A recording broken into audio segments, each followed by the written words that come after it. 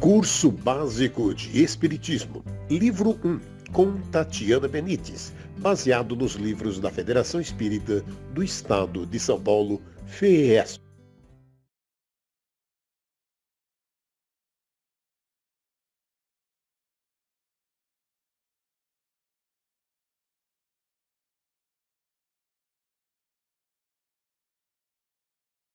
Olá, seja muito bem-vinda a mais uma aula do nosso livro Curso Básico de Espiritismo, primeiro ano, que é o primeiro volume das edições FESP, que é a Federação Espírita do Estado de São Paulo. Nós estamos na 23ª aula. E nessa aula, o tema são os 3 reinos. Subentende-se por reino cada uma das 3 grandes divisões em que se agrupam todos os corpos da natureza, a saber, reino mineral, vegetal e reino animal, ou ainda em 2 grandes classes, seres orgânicos e seres inorgânicos. Alguns estudiosos, no entanto, do ponto de vista moral, consideram a espécie humana como pertencente a um 4º reino, o hominal, em razão da sua inteligência ilimitada, que o diferencia dos demais componentes do reino animal. Tal posição é completamente corroborada pela codificação espírita, pois, do ponto de vista moral, há, evidentemente, 4 graus. Esses 4 graus têm, com efeito, caracteres bem definidos, embora pareçam confundir-se os seus limites. Livro dos Espíritos, pergunta 585. 1. Os minerais e as plantas. Minerais. A matéria inerte, que constitui o reino mineral, não possui mais do que uma força mecânica. Livro dos Espíritos, pergunta 585. Caracterizando-se pelas inúmeras variedades e combinações dos corpos simples da natureza. Este reino constitui-se a partir da agregação da matéria sob o impulso das leis de atração e coesão que unem e equilibram os átomos em estruturas simples e ou complexas.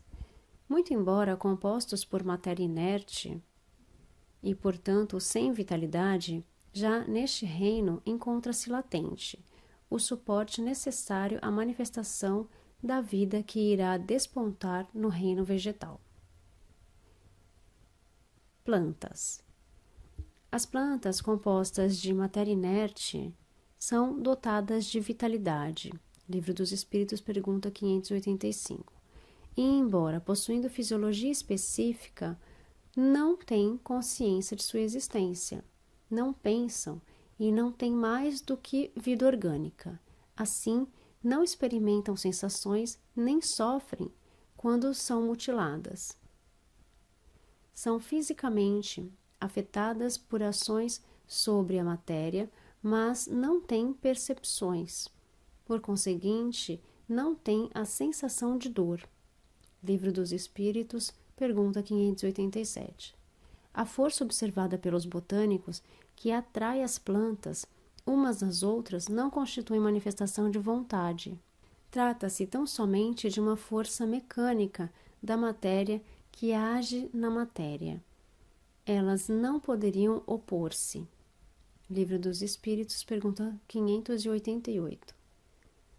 Algumas plantas, porém, têm determinados movimentos fisiológicos que levam à impressão de possuírem não apenas sensibilidade, como também uma espécie de vontade, como ocorre, por exemplo, com a sensitiva e a dioneia. Mas isto não significa que ambas possuam a faculdade de pensar. Elas representam, sim, formas intermediárias entre o reino vegetal e o animal. Da mesma maneira que certos minerais representam a transição para o reino vegetal. Tudo é transição na natureza, pelo fato mesmo de que nada é semelhante e, no entanto, tudo se liga. As plantas não pensam e, por conseguinte, não têm vontade. O organismo humano nos fornece exemplos de movimentos análogos sem a participação da vontade, como as funções digestivas e circulatórias. O mesmo deve acontecer com a sensitiva, na qual os movimentos não implicam absolutamente a necessidade de uma percepção e menos ainda de uma vontade. Livro dos Espíritos, pergunta 589. Mesmo nos mundos superiores, as plantas são sempre plantas, como os animais são sempre animais e os homens sempre homens. Livro dos Espíritos, pergunta 591. Então, nessa primeira parte, dos minerais e as plantas, o que é essencial é saber que os minerais não possuem o fluido vital, que é o que dá a vida, mas possuem a energia, a força mecânica, que é a energia deles. As plantas possuem a energia vital que dá a vida às plantas, mas não possui energia, mas não possui vida inteligente, ou seja, não é dotado de inteligência, então elas não têm vontade própria. E agora a gente passa para o segundo, que são os animais e o homem. Os animais. Comparando-se o homem e os animais em relação à inteligência, torna-se difícil estabelecer uma linha divisória entre ambos, pois certos animais têm notória superioridade sobre certos homens. Mas, nesse terreno, o homem é um ser à parte, que desce, às vezes, muito abaixo. Todavia, no físico, o homem é como os animais e menos provido que muitos deles, pois suas necessidades de sobrevivência, por exemplo, são providas pela própria natureza, ao passo que o homem precisa usar a inteligência para inventar os meios adequados a fim de suprir suas necessidades materiais. Os animais, quase que na totalidade de suas vidas, agem por instinto, contudo, alguns já se expressam por uma vontade determinada, provando desfrutar de sua inteligência, se bem que rudimentar e limitada. Há, pois, neles uma espécie de inteligência, mas cujo exercício é mais precisamente concentrado sobre os meios de satisfazer as suas necessidades físicas e prover a conservação. Não há entre eles nenhuma criação, nenhum melhoramento.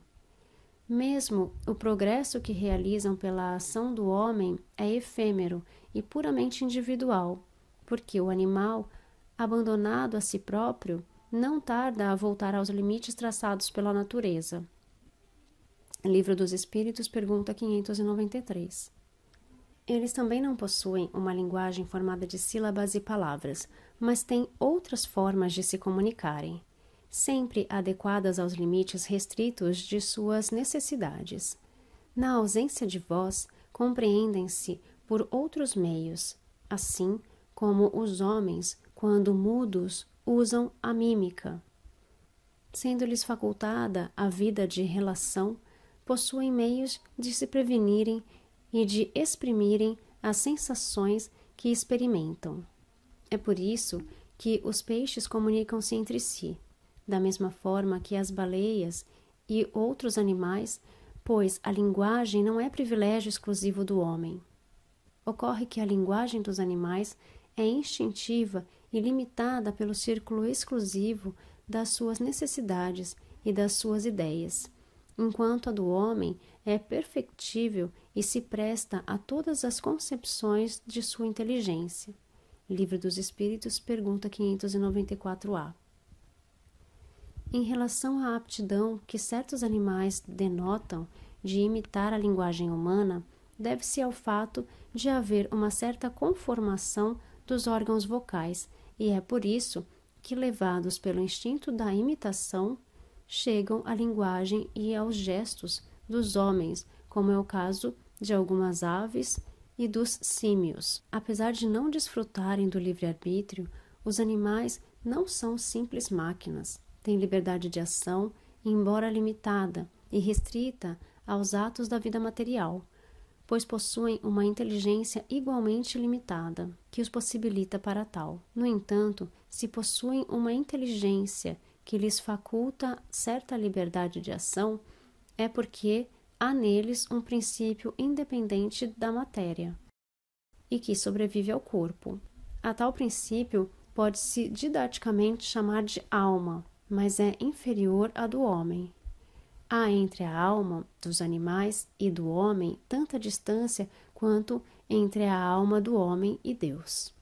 Livro dos Espíritos, pergunta 597-A. Posto que os animais não possuem alma propriamente dita, mas um princípio espiritual, após a morte conservam sua individualidade, mas não a consciência de si mesmos, uma vez que a vida inteligente permanece em estado latente. Ficam numa espécie de erraticidade, pois não estão mais unidos à matéria, mas nem por isso são espíritos errantes. Espírito errante é um ser que pensa e age por sua livre vontade. A dos animais não tem a mesma faculdade. Livro dos Espíritos, pergunta 600. Os animais também acompanham a lei do progresso e, nos mundos superiores, suas possibilidades são bem mais desenvolvidas, embora permanecendo sempre inferiores e submetidos aos homens. Toda a evolução, inclusive a animal, decorre em função da origem natural das coisas. Mas, mesmo nesses mundos, e por não possuírem livre-arbítrio, não passam pelo processo expiatório e ignoram a existência de Deus. A inteligência do homem e a dos animais, portanto, procede de um mesmo princípio inteligente imanente nos reinos da natureza. Mas o reino animal é a última etapa em que este princípio estagia em busca da sua individualização plena e responsável, pois o despertar da sua consciência, já no reino nominal, lhe trará a condição de espírito perfectível. O homem. Ao adentrar o reino nominal, o princípio inteligente, trazendo consigo todo o acervo de experiências multimilenares conquistadas nos reinos da natureza, adquire o domínio da razão e a consciência de si mesmo, qual é o principal atributo do espírito, mas não é mais essência espiritual, mas espírito com individualidade própria, discernimento, responsabilidade de seus atos, conhecimento do bem e do mal, conhecimento de Deus e de suas leis. Para tanto, passa a sua primeira fase de desenvolvimento no plano extrafísico e, em seguida, numa série de existências que precedem o período chamado humanidade. A Terra não é o ponto de partida da primeira encarnação humana. O período de humanidade começa, em geral, nos mundos ainda mais inferiores. Livro dos Espíritos, pergunta 607b. O que, no entanto, não constitui regra absoluta. Excepcionalmente, pode acontecer que um espírito, desde o seu início, esteja apto a viver na Terra. Nesta fase, o estado da alma do homem corresponde ao estado da infância na vida corporal. Sua inteligência está apenas desabrochando e ensaiando para a vida. Muitos estudiosos classificam o gênero humano como sendo um animal racional e social, mas, segundo a doutrina espírita, afirmar que o homem é um animal, embora superior, é tão incorreto quanto dizer que o animal é um homem. Seu corpo se destrói como o dos animais, isto é certo, mas o seu espírito tem um destino que só ele pode compreender, porque só ele é completamente livre. Livro dos Espíritos, pergunta 592. O que torna o homem superior ao animal são os atributos intelectuais e morais e a intuição da existência de Deus, gravada em sua consciência. Após a morte, o espírito não pode lembrar-se de suas existências anteriores ao período da humanidade, porquanto ainda não havia começado a vida de espírito. É mesmo difícil que se lembre de suas primeiras existências como homem, exatamente como o homem não se lembra mais dos primeiros tempos de sua infância, e ainda menos do tempo que passou no ventre materno. Livro dos Espíritos, pergunta 608. O homem, tendo tudo o que existe nas plantas e nos animais, domina todas as outras classes por uma inteligência especial, ilimitada, que lhe dá a consciência do seu futuro, a percepção das coisas extramateriais e o conhecimento de Deus. Livro dos Espíritos, pergunta 585. Do ponto de vista de reino animal, o homem não é um ser à parte, porque nada na natureza se faz por transição brusca. Há sempre anéis que ligam as extremidades da cadeia dos seres. Pergunta 609 do Livro dos Espíritos. Mas o homem é de fato um ser à parte, porque tem faculdades que o distinguem de todos os outros e tem um outro destino. A espécie humana é a que Deus escolheu para a encarnação dos seres que o podem conhecer. Livro dos Espíritos, pergunta 610. Bom, então nessa segunda parte, a gente viu a diferença do homem para o animal. Então, os animais, eles são seres que têm um fluido vital, um princípio inteligente, que didaticamente aí eles chamam de alma, né? A alma dos animais, mas que é um princípio inteligente, né? Eles não têm uma missão na Terra, eles não têm um resgate na Terra, né? Eles estão aqui para também evoluir. E o homem, ele já tem o princípio inteligente, né? E traz com ele todas as experiências de vidas anteriores. A parte 3 é metempsicose.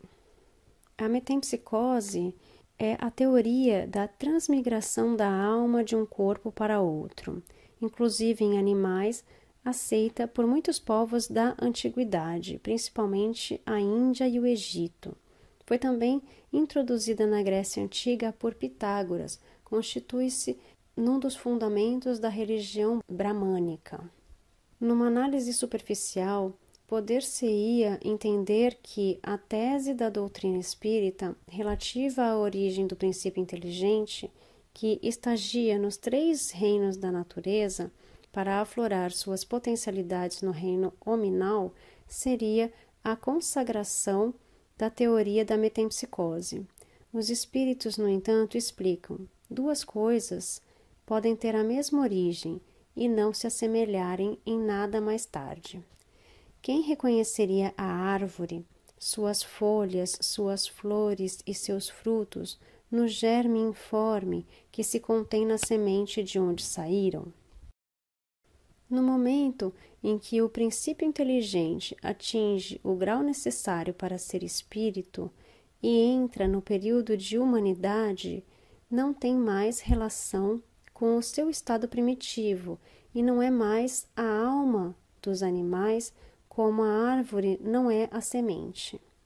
No homem, somente existe do animal o corpo, as paixões que nascem da influência do corpo e o instinto de conservação inerente à matéria. Não se pode dizer, portanto, que tal homem é a encarnação do espírito de tal animal, e, por conseguinte, a metempsicose, tal como a entendem, não é exata. Livro dos Espíritos, pergunta 611. Portanto, o espírito, após entrar no período da humanidade, jamais poderá retroceder voltando a encarnar no corpo de animais. Isto seria confirmar a absurda teoria da metempsicose. O princípio da reencarnação, um dos postulados básicos do espiritismo, alicerça-se na marcha ascendente da natureza e na progressão do homem, dentro de sua própria espécie. Então, nós somos um progresso, mas nós não podemos regredir e voltar num corpo de um animal, né? Nós viemos de um progresso do animal ao hominal, né? Mas nós não podemos voltar a ser um animal. Bom, essa aula ela é mais curta, ela termina aqui, são só essas 3 partes. Eu acho que ficou claro a questão dos reinos, né? E serve para a gente refletir um pouco sobre a nossa evolução. Nós nos vemos então na próxima aula. Gratidão. Namastê, Namastate. Curso Básico de Espiritismo, Livro 1, com Tatiana Benites, baseado nos livros da Federação Espírita do Estado de São Paulo, FES.